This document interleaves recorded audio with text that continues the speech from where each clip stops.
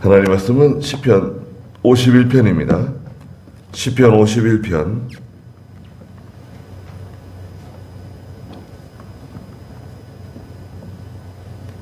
네. 6절 말씀부터 보겠습니다. 51편 그 4절부터 좀 다시 좀 볼까요? 4절 내가 주께만 죄를 지었으며 주님 보시기에 악을 행하였으므로 주께서 말씀하실 때 의로우시고 주께서 심판하실 때에 정당하실 것입니다. 보소서 내가 태어날 때부터 악하였고 내 어머니가 잉태할 때부터 죄가 있었습니다. 보소서 주께서는 중심에 있는 진실을 기뻐하시고 은밀한 곳에 있는 지혜를 내가 깨닫게 하십니다. 그랬습니다. 여기 4절에 보니까 내가 주께만 죄를 지었으며 주님 보시기에 악을 행하였으므로 주께서 말씀하실 때 의로우시고 주께서 심판하실 때 정당하실 것입니다. 네. 주께서 말씀하실 때 의로우시다는 것은 하나님께서는 공의로 심판하신다는 뜻을 가지고 있습니다. 공의로 심판하신다. 치우침이 없이. 그리고 하나님께서 다윗을 지금 징계하시는데요.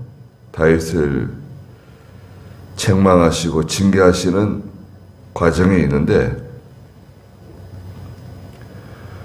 다윗을 책망하시고 징계하시는 것이 의롭다는 거예요. 다윗이 하나님 앞에 잘못한 것에 대해서 하나님 징계하시잖아요. 저희들도 마찬가지죠. 일반적으로 하나님께서 보통 이렇게 다 넘어가시는데 징계하실 때가 있습니다. 징계하실 때 그 징계를 잘 받는 게 중요합니다. 징계하실 때가 있는데 그 징계가 정당하고 의롭다는 겁니다. 또 책망하시는 거 있죠. 심판하시는 거. 주께서 심판하실 때 정당하실 것입니다. 하나님께서 책망하시는 말씀, 또 심판하시는 말씀, 우리에게 대해서 말씀하실 때가 있어요. 주일날 이렇게 말씀을 들을 때, 우리가 말씀을 들을 때 내가 책망받을 때가 있거든요. 그 책망하시는 말씀, 의로운 말씀이라는 거죠. 하나님의 책망도 의롭고 책망하시는 그 말씀도 의롭다. 그리고 내가 태어날 때부터 악하였다. 내 어머니가 잉태할 때부터 죄가 있었습니다. 네. 모든 인생은 죄 가운데서 태어나고 또 죄 가운데서 생을 마감합니다. 죄에서 자유로워질 수가 없어요. 그게 인간의 한계입니다. 죄에서 자유로워질 수가 없기 때문에 그것을 극복하기 위해서 죄의 문제를 해결받기 위해서 우리가 그리스도 앞에 나오는 겁니다.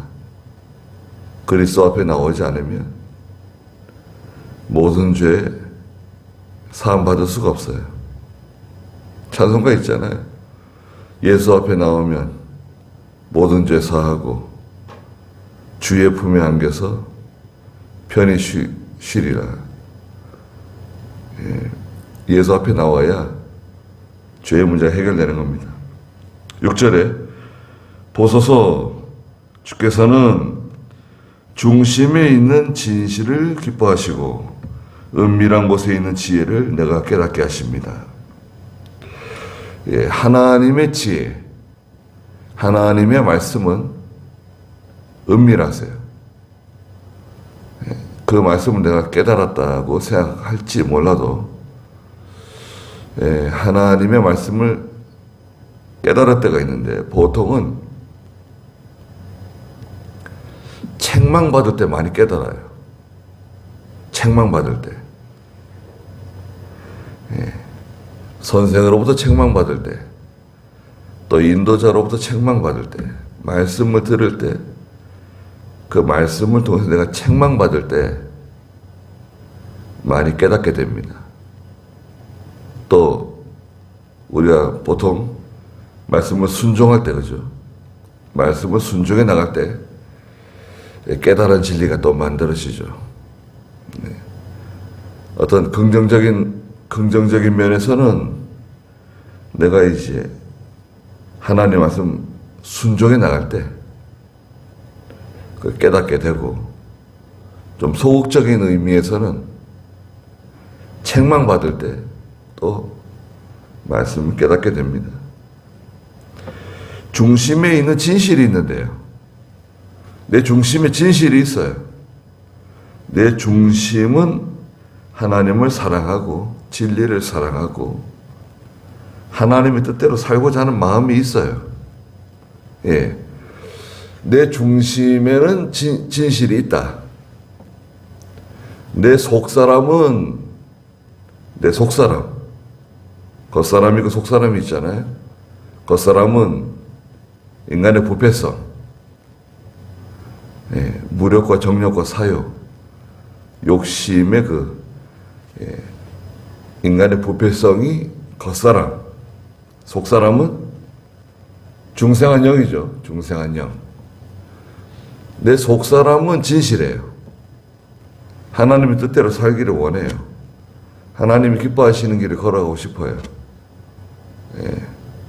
로마서 7장에서도 사도 바울이 말하는 것처럼 내가 육체로는 죄의 법을, 내 속사람은 뭐라 그랬나요? 로마서 겉사람은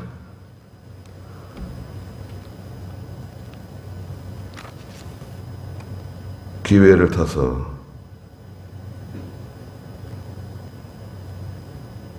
그 로마서 7장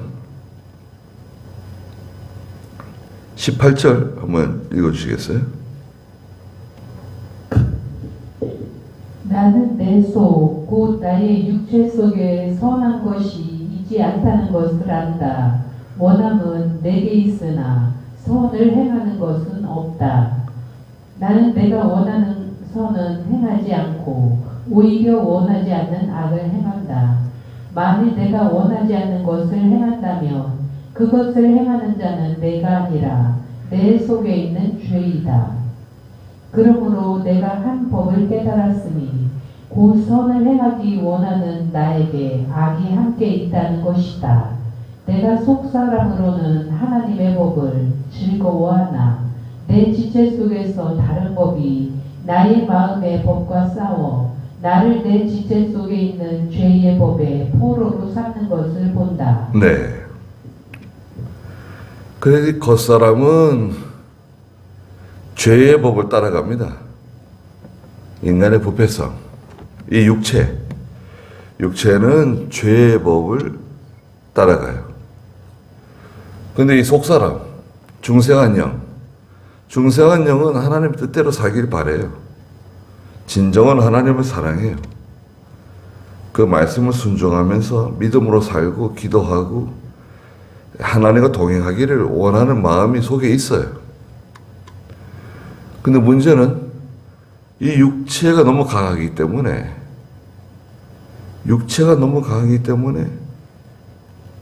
이게 해결이 안 되는 거예요. 자꾸 흑암에 갇히고 또 정죄,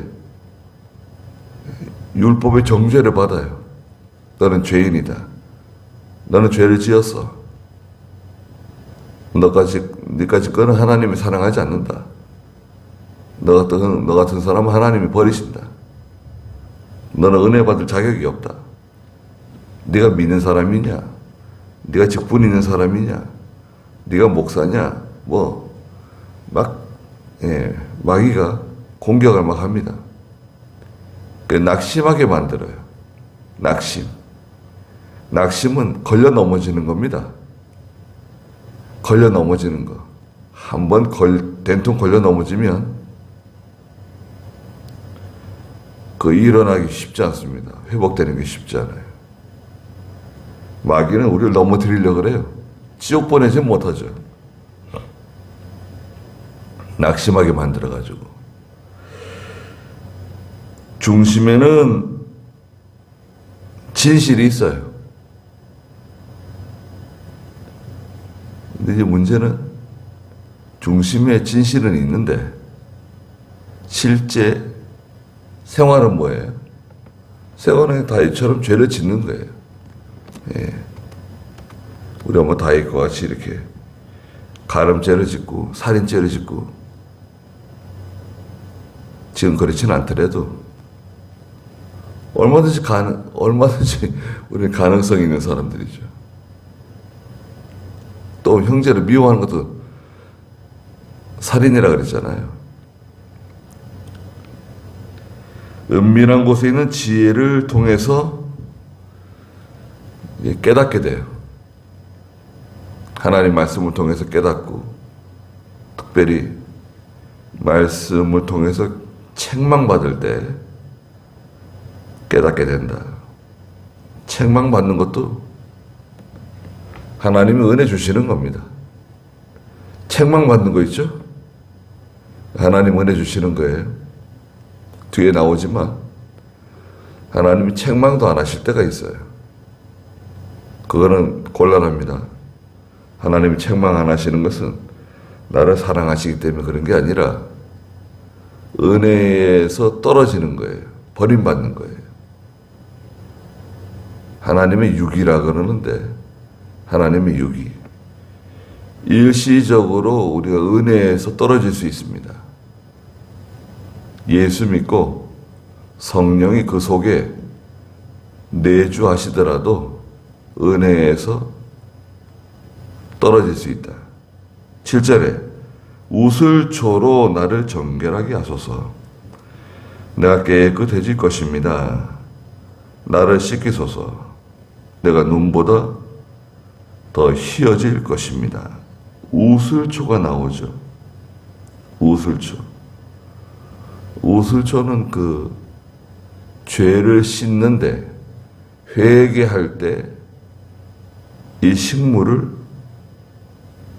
사용하곤 했어요. 출애굽기 12장 22절이라든지 또 이렇게 이스라엘 백성들이 죄를 회개할 때 통회하고 애통할 때 우슬초를 가지고 하나님 앞에 나와서 죄를 회개할 때가 있었습니다. 꿀풀과에 속하는 향기로운 그런 식물이라 그러는데요. 팔레스타인 이스라엘이 있는 곳에는 그런 순종은 없대요. 잡종 우슬초인데 이것을 사용해서 하나님 앞에 회개하곤 했습니다. 그래서 회개하는 거죠. 하나님께 회개하고 나를 깨끗하게 해달라고 기도하고 있습니다.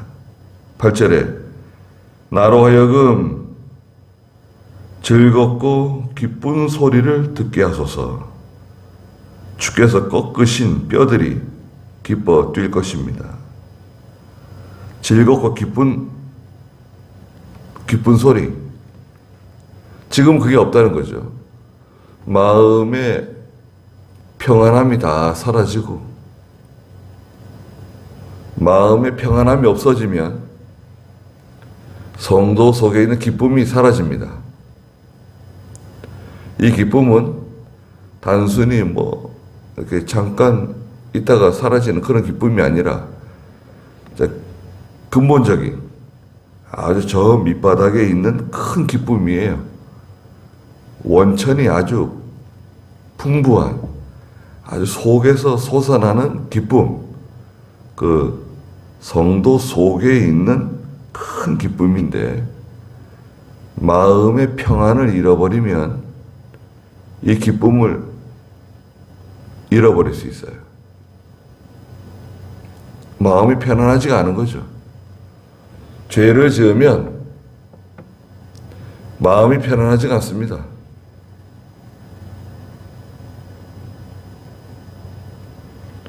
나의 마음 속이 늘 편안해.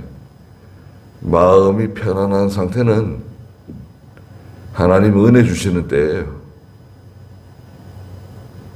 하나님을 의지하고 하나님을 바라보고 기쁨이 충만하고 세상 일은 좀 잘 안 될 수 있습니다.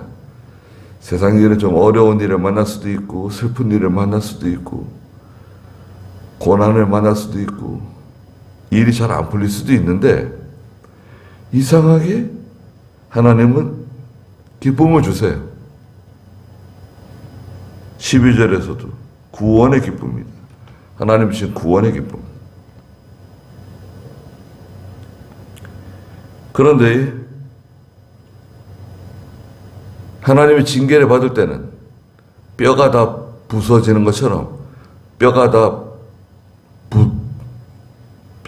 꺾어지는 것처럼 큰 고통을 당한단 말이죠. 심령에 큰 고통을 만나요. 이건 무서운 일입니다. 하나님께서 큰 고통을 만나게 하시는데 그 고통 중에 하나가 무엇이냐? 마치 뼈들이 다 부스러지는 것처럼 뼈가 다 꺾이는 것처럼 그런 고통을 당하는데 9절에 보니까 주님의 얼굴을 내 죄에서 숨기시고 내 모든 악을 지워주소서.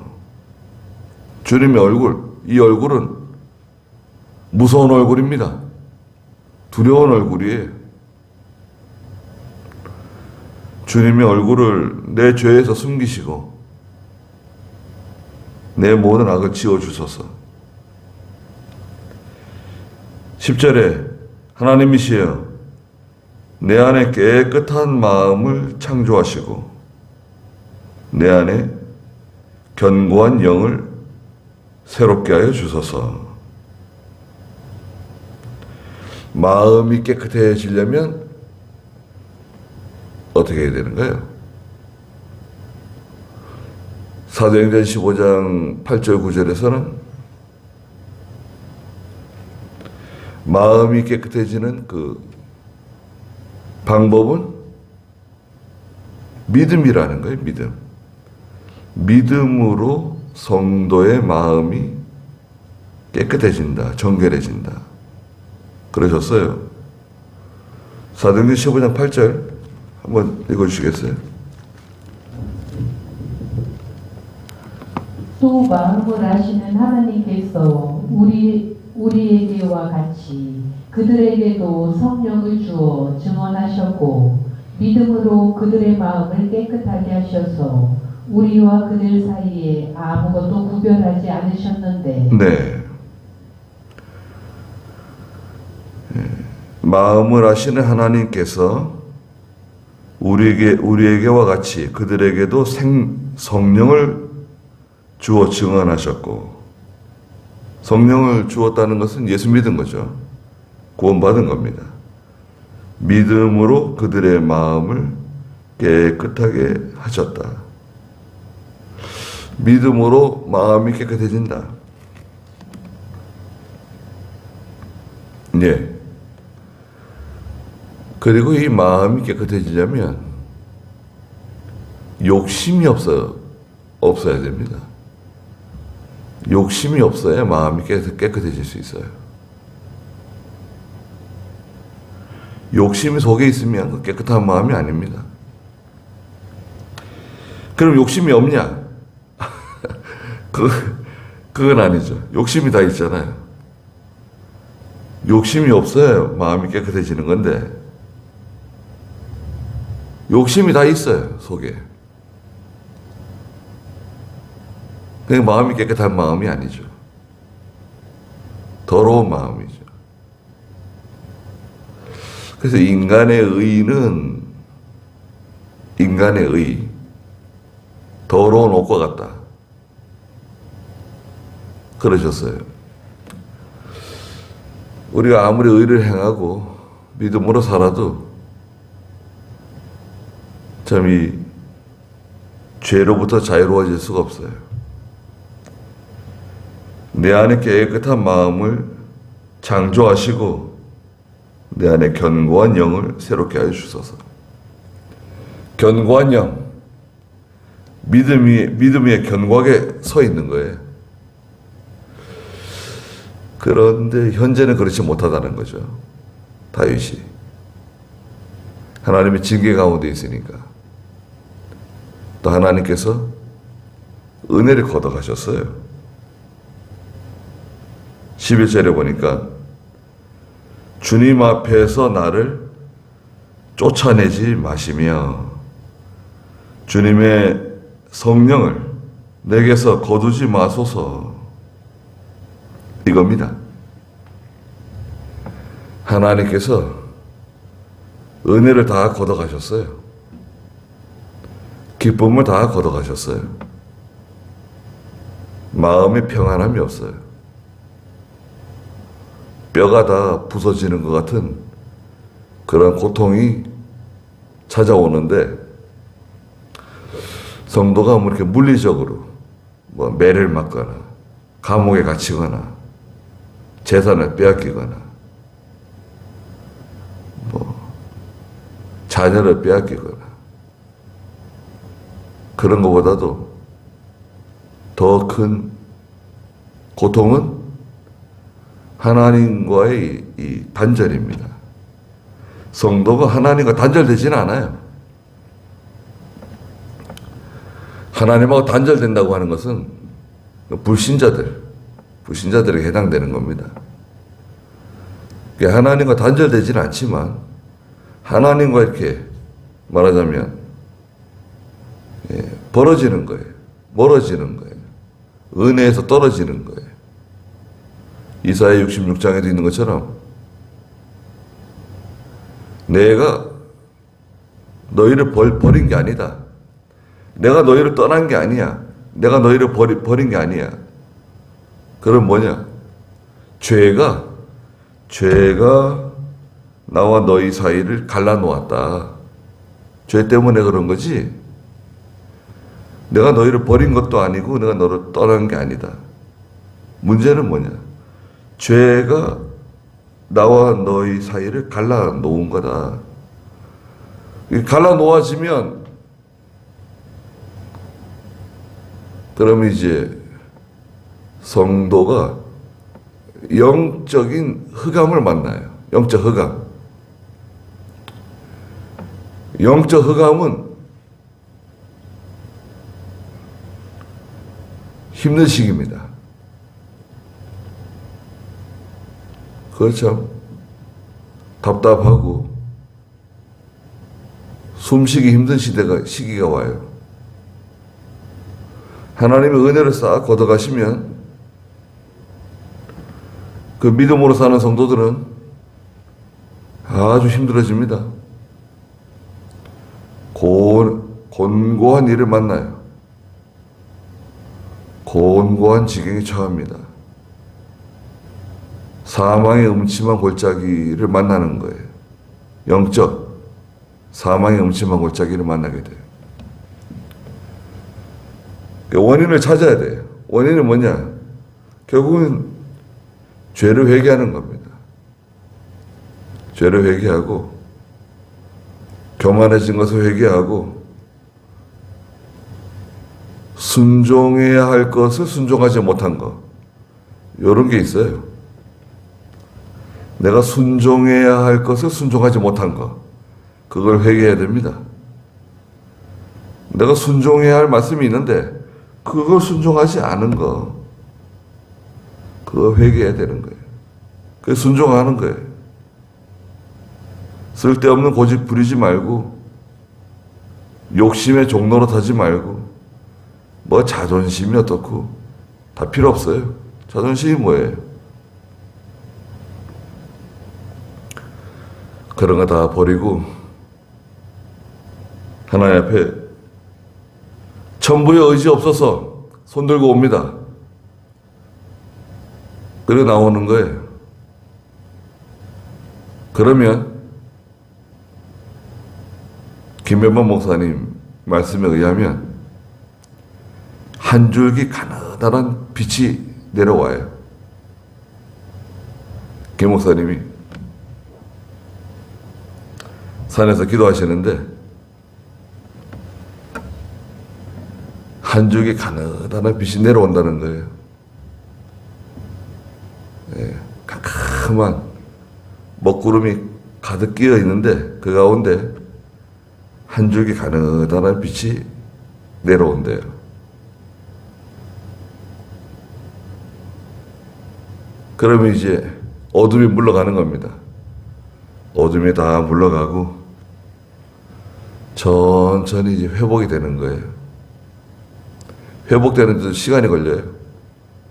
순식간에 그냥 확 회복되는 거. 글쎄요, 그런 경우도 있죠. 예. 그 믿음이 어리고 초신자 때는 하나님께서 순식간에 막 또 회복시켜 주시고 그러시기도 하세요. 그런데 이제 믿음이 자라나고 연단을 많이 받은 성도들은 그렇지 않고 회복되는데도 시간이 걸립니다. 회복하는데도 애를 써야 돼요. 애를 써야 조금씩 이제 회복이 됩니다.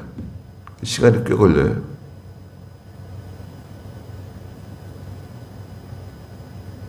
주님 앞에서 나를 쫓아내지 마시며 주님의 성령을 내게서 거두지 마소서. 거기까지 하죠. 기도하겠습니다. 거룩하신 하나님, 하나님께서 저희들을 책망하시는 것도 의로우시고 또 그 말씀대로 저희들을 징계하시는 것도 의로우신 하나님. 하나님께서 저희들을 진정으로 사랑하시기 때문에 저희들을 책망하시고 권고하시고 또 저희들을 흑암 가운데 두시며 모든 평안함과 기쁨을 다 거두어 가시고 우리 속에 있는 은혜를 다 걷어가실 때 우리가 낙심하지 아니하고 하나님만 전적으로 의지하고 하나님께 엎드리는 온전히 회개하는 저희가 되게 해주시옵소서. 저희 속에는 진실함이 있을지라도 저희 육체가 너무 강하고 교만해서 하나님의 뜻대로 온전히 살지 못하는 것을 불쌍히 여겨주시고 하나님의 뜻대로 순종하며 또 하나님의 뜻대로 모든 책망을 잘 통과할 수 있는 징계를 또 잘 받을 수 있는 그런 저희의 믿음이 되게 해주시옵소서. 오늘도 귀한 하루 주셨사오니 하나님께서 함께 해주시고 저희들을 보호해 주시옵소서. 예수님의 이름으로 기도드리옵나이다. 아멘.